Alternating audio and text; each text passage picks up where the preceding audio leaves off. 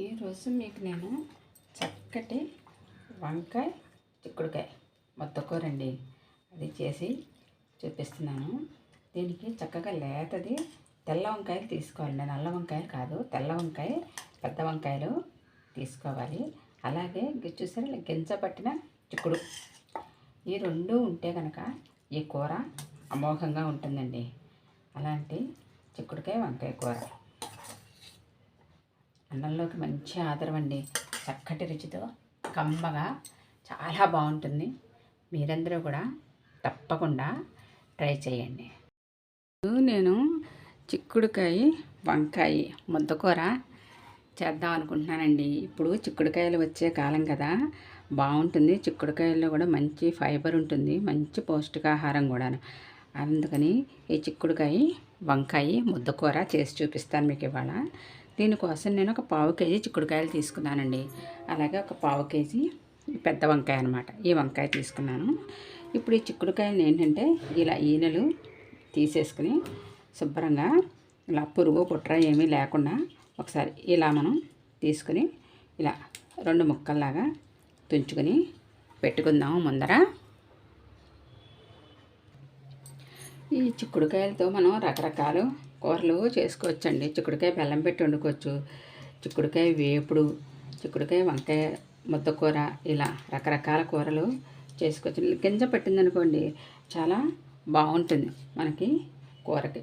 ఇప్పుడు చిక్కుడుకాయలన్నీ ఇలా తుంపి పెట్టేసుకుందాము. కాస్త నీళ్ళు తీసుకురండి, కాస్త ఉప్పు వేసుకుని దాంట్లో మనం ఈ వంకాయ కూడా తరిగేసుకుందామండి.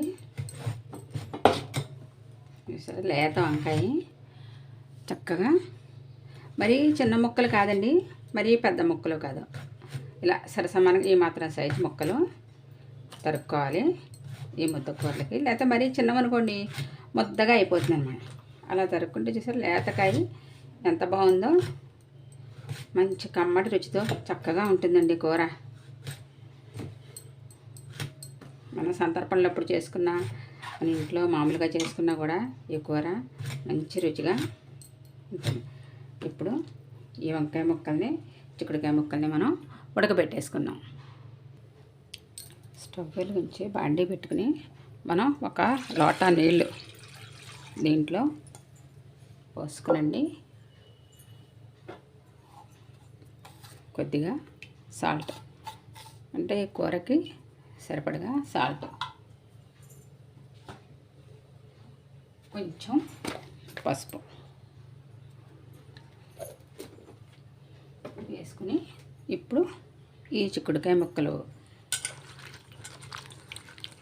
ఈ వంకాయ ముక్కలు దీంట్లో వేసేసి మనం కుక్కర్లో పెట్టామనుకోండి మెత్తగా అయిపోతాయి. ఇలాంటి కూరలకి ఎప్పుడు కూడా ఇలా విడిగానే మనం ఉడకబెట్టుకోవాలండి.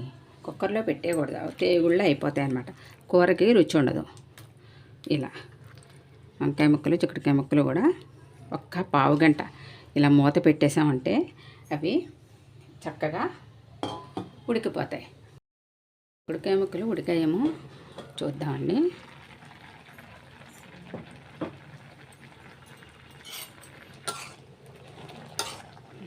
ఉడికిపోయండి. ఇలా మనం నొక్కి చూస్తే చూసారా అలా ముక్క ఉడికిపోయింది. చిక్కుడుకాయ కూడా చూసారా ఇలా మనం ఇలా కట్ చేసినట్టయితే కనుక చక్కగా ఉడికిపోయినట్టు మనకి తెలుస్తుంది. ఉడికిపోయింది. ఇప్పుడు దీన్ని వార్చేసుకుందాం. వంకాయ ముక్కలు చిక్కుడుకాయ ముక్కలు తీసేసుకున్నాం కదా, తీసేసుకుని వార్చేసుకున్నాము. ఇదే మూకుల్లో మనం ఆయిల్ వేసేసుకుని పోపు వేసేసుకోవచ్చండి. మళ్ళీ వేరే మూకుడు అవసరం లేదు. ఒక 2 స్పూన్లు ఆయిల్ వేసుకుని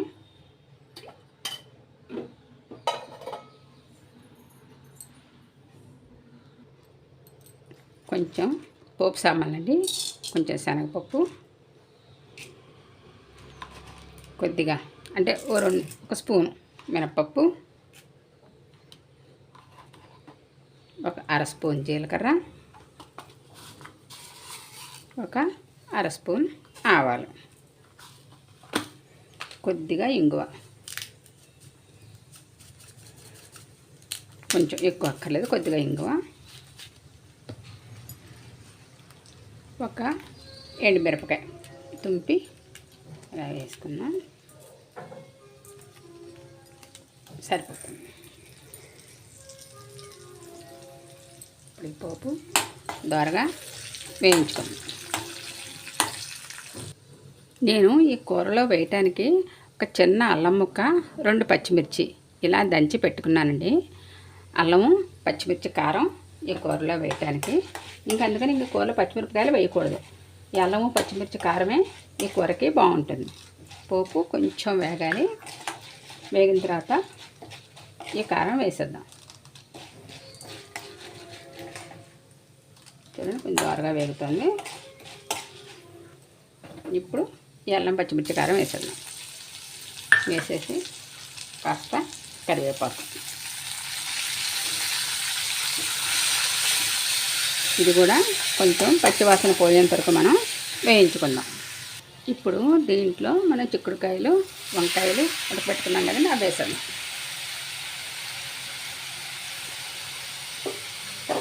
వేసేసి బాగా ఈ అల్లం, పచ్చిమిర్చి, కారం, ఈ పోపు అంతా కూరకు పట్టేట్లాగా ఒకసారి బాగా కలిపేసుకుని మనం ఒక 5 నిమిషాలు మూత పెట్టేసి సిమ్లో మగ్గనివ్వాలి. బాగా కలిపేసుకుంటే చూసారా చక్కగా ఎంత బాగుందో కూర. మంచి రుచిగా ఉంటుందండి. అన్నంలోకి మంచి ఆదరు.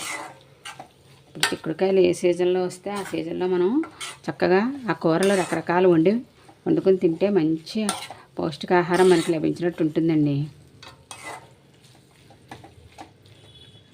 ఒక 5 నిమిషాలు మనం దీన్ని ఇలా మూత పెట్టేద్దాం. ఒకసారి కలిపి చూద్దామండి. కూర రెడీ అయిపోయిందండి. చక్కగా ఎక్కువ నూనె కూడా పట్టదు. చక్కగా కమ్మగా మంచి రుచిగా ఉంటుంది కూర. చిక్కుడుకాయ, వంకాయ కూర రెడీ అయిపోయింది. ఇప్పుడు పైనుంచి ఒక్క స్పూను ఆయిల్ అలా వేసుకున్నామంటే, ఎక్కువ కదండి, 1 స్పూన్ అంతే, కొద్దిగా వేసుకుని ఒక్కసారి కలిపేసుకుని